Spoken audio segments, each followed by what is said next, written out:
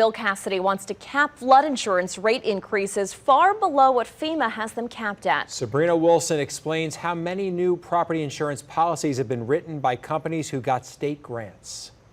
Louisiana has lots of experience with floodwaters that come up quickly, and flood insurance costs are rising for many property owners under FEMA's new Risk Rating 2.0 methodology for determining premiums. Our goal, Sabrina, is to make this affordable, accountable to the taxpayer, sustainable to society, and we think we can do that. FEMA says existing limits on rate hikes require that most rates not increase more than 18% per year under Risk Rating 2.0. U.S. Senator Bill Cassidy of Louisiana is partnering with New Jersey Senator Bob Menendez on legislation to reform the flood insurance program, including capping flood insurance increases. Before Risk Rating 2.0, premium increases were capped at 9% per year.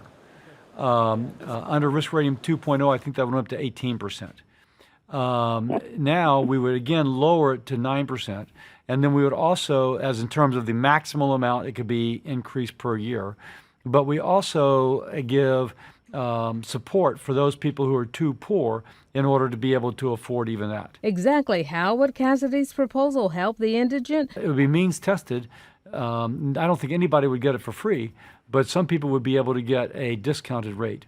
It would provide a voucher for the low-income homeowner. Cassidy expects the legislation to come up for a hearing on Capitol Hill in the near term. I'm working directly with the committee chair to make sure that we get a hearing. Meanwhile, on the state level, Insurance Commissioner Jim Donnellan says the state's program that gives incentives to insurance companies to write new coverage has benefited thousands of Louisiana homeowners. We're pleased with the progress up until now. This report Donnellan's staff provided to Fox 8 shows that since the state gave millions in grants to insurers to write new coverage, 17,197 new policies have been written statewide.